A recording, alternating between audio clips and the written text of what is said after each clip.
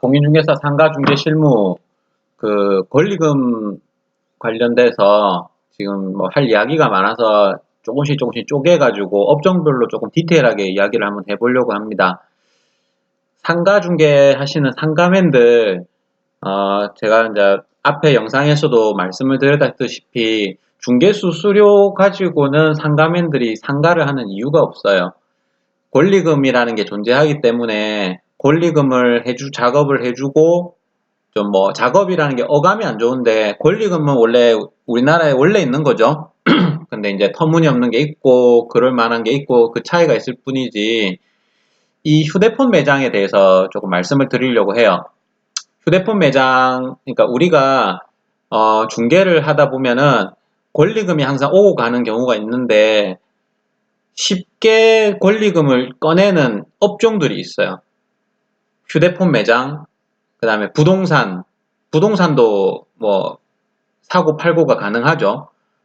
휴대폰 매장하고 부동산 같은 경우에는 다른 업종들하고 약간 특수성이 있는 게, 기존 고객의 이제 기존 고객을 얼마나 가지고 있느냐를 가지고 그런 게 있습니다. 그러니까 뭐 부동산 같은 경우는 매물을 같이 넘겨준다든지 아니면 그 지역에 가지고 있는 어떤 리스트들, 장부를 넘기면서 이 정도 기본 거래는 되는 데다 하고 그걸 넘겨주면서, 왜냐하면은 아예 아무것도 아닌 데서 독고다이로 맨 땅에 헤딩하는 것보다는 기존 부동산을 인수해가지고 작업하시는 게 훨씬 더 낫거든요. 그리고 금액이 그렇게 크지 않습니다. 2천만 원 정도, 뭐 많이 주면 3천 정도, 그 정도를 우리가 시작을 하는 사람들부터 이미 각오를 하고 있어요. 머릿속에 이 정도는 준다라는 걸 생각을 하고 있기 때문에 매물이 거래가 어렵지 않게 권리금이 오고 갑니다.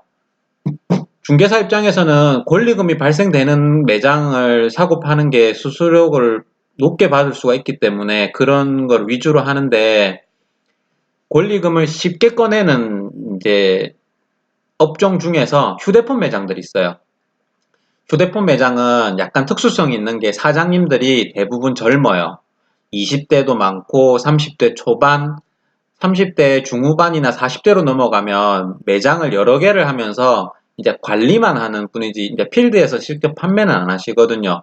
근데 그런 분들조차도 휴대폰 매장 완전히 진짜 썩어 문드러지지 않은 이상 뭐 2천만 원 정도 그냥 줍니다. 그렇기 때문에 요런 거를 조금 상가 중개하시는 분들은 특수성을 좀 알고 접근을 하시면 이제 손님들 핸들링 하시는 것도 편하고, 그래서 조금 아는 척을 해야 돼요. 근데 이제 그분들이 쓰는 용어들하고 이런 걸 조금 친숙해지셔야 되는데, 오늘은 휴대폰 매장에 대해서 말씀을 드릴게요. 제가 시리즈로 계속 올릴 테니까 관심 있게 한번 봐주시고요. 휴대폰 매장의 권리금 먼저 말씀을 드리겠습니다. 아까 말씀을 드렸죠. 휴대폰 매장의 특수성은 매장이 그렇게 클 필요가 없다는 거예요. 10평 정도만 돼도 장사가 가능하고요. 그렇기 때문에 월세는 높지 않아요. 월세는 높지 않은데 이 업종의 특성 때문에 권리금이 붙는다는 거예요. 우리는 상가 중개하시는 부동산 중개인 분들은 권리금만 있으면 재미가 있으니까 뭐 2천이든 3천이든 붙어야 되는 거예요. 그리고 판매 대수가 중요하거든요.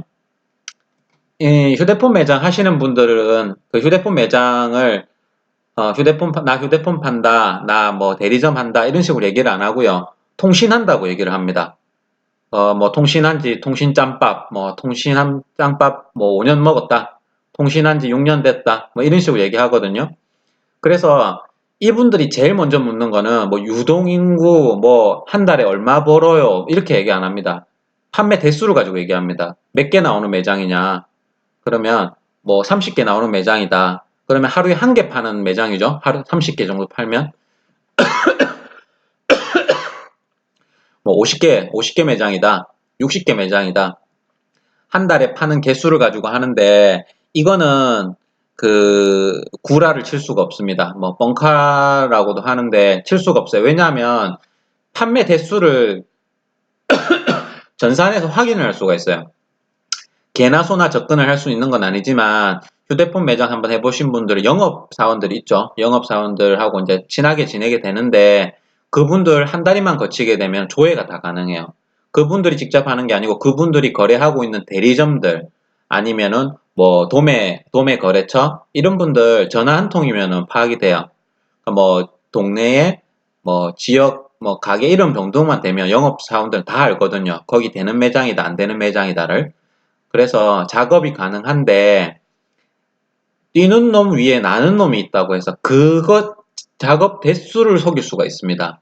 일단은 먼저 이야기되는 게 판매 대수 몇 개 나오는 매장이냐 이렇게 얘기가 하거든요. 근데 여기서 조금 구체적으로 들어가면 유선, 무선이 있습니다.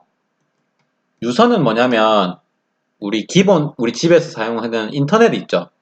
인터넷도 이제 휴대폰 매장에서 이렇게 휴대폰하고 엮어가지고 인터넷을 판매를 하는데 인터넷 TV, 뭐 집에 있는 인터넷 전화까지 엮어서 판매되는데 요 유선 마진이 엄청나게 높기 때문에 이 유선이 몇 개 나오느냐를 물어봐야 돼요.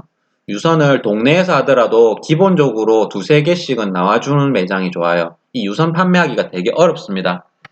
되게 어려운데 마진이 높고 그 다음에 이거는 기본적으로 유선 개수를 채우지 못하면 동네에 조그만 매장은 한 달에 한 개 정도만 해도 되는데 두 개를 해버린다 이러면 뭐 한 달에 100만 원 이상 차이가 나는 경우들도 있어요.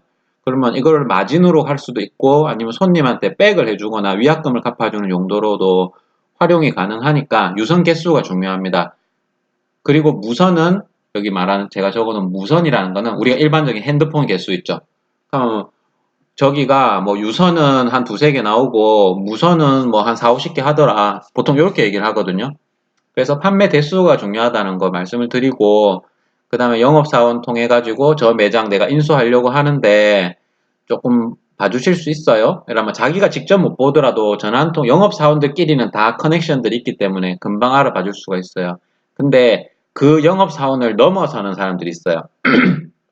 통신 조금 하신 분들은 이 작업이 가능한데 그 피코드 작업이 있습니다. 우리가 영업하시는 분들한테 이렇게 물어가지고 구두로 이렇게 확인을 해보는 경우도 있지만 정말 모르는 매장들도 있잖아요. 그런 매장들은 그 동네하고 지역하고 상호만 알게 되면 피코드를 알 수가 있어요.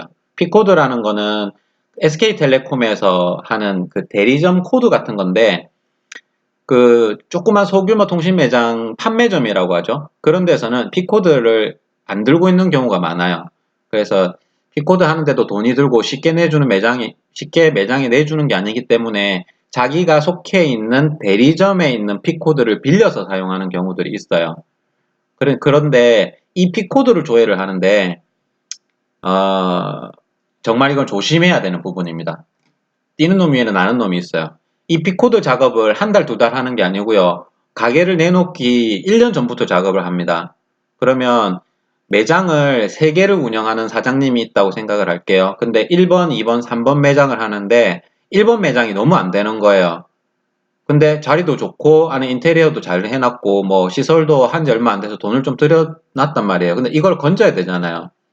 그러면 인테리어고 위치고 뭐고 중요한 게 아니에요.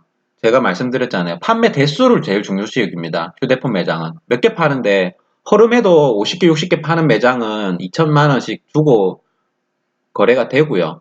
정말 삐까뻔쩍하게 인테리어 막 5천, 6천 해가지고 들여놨는데 한 달에 20개도 못 판다. 이런 매장은 1,000만 원 줘도 아깝거든요. 내가 들어가서 살리겠다. 이거는 불가능합니다. 정말 어떤 특별한 기술을 가지고 있지 않으면. 그러니까 판매 대수가 중요한 거예요. 눈에 보이는 게 중요한 게 아니고. 근데 이거를 피코드 작업을 한다는 거예요. 피코드 작업이라는 거는 딱 전산상에 노출이 됩니다. SK텔레콤에서 이 P코드로 몇 개를 개통했고 이 P코드로 몇 개가 개통했다는 게 나와요.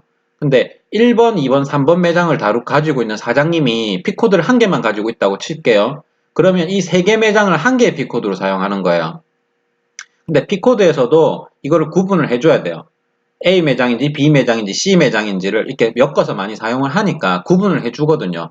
근데 A 매장의 판매 개수로 다 몰아버리는 경우가 있어요. 그러니까 여기 4번에 제가 적어놓은 거 있죠. 10개 매장이 100개 매장으로 둔갑을 합니다. 한 달에 10개 겨우 파는 매장인데 P코드로 한 6개월 정도 몰아버리는 거예요. A, B, C 매장에서 파는 거를 개수를 전부 A 매장에서 파는 것처럼 다 몰아버릴 수가 있는 거예요. 그러니까 이거는 이런 권리금 작업 때문에 옮기는 경우도 있고요. 아니면 세금 같은 부분 때문에 이렇게 돌아가지고 몰빵을 하는 경우들이 있는데, 이게 권리금 작업하는데 엄청나게 많이 사용이 됩니다. 그래서 조금 조심을 하셔야 되는 부분이고요. 그래서 휴대폰 매장 거래하실 때는 어느 정도 선에서 확인할 수 있는 만큼은 하셔야 돼요. 근데 자기가 확인을 할 만큼 했는데도 속을 수가 있기 때문에, 과도한 권리금은 좀 정말 뭐 자신 있다, 내가 프로다, 이 바닥을 한 10년 굴렀다 하는 분들은 유튜브에서 이런 영상조차 찾아보시지 않을 거예요. 근데 조금 겁이 난다, 한번 해볼까 하시는 분들은 이런 걸 보실 수가 있는데, 제가 말씀드렸던 이런 내용들 참고하시고, 조금 더 뭐 디테일하게 가면은 사실 뭐 이야기가 한두 시간 가지고도 모질한데, 이런 내용 참고하시고 너무 과도한 금액보다는 적절한 비용을 하시는 게 맞고, 중개사 입장에서는 이런 굵직굵직한 내용들은 조금은 알고 손님을 만나면 손님이 이게 마음을 열게 돼요. 아, 뭐 저번에 몇 장 외장하셨습니까? 그럼 몇 개는 나오셨어요? 그냥 이렇게만 말만 시작을 해도, 아, 이 사람이 통신을 조금 아는구나라고 하게 됩니다.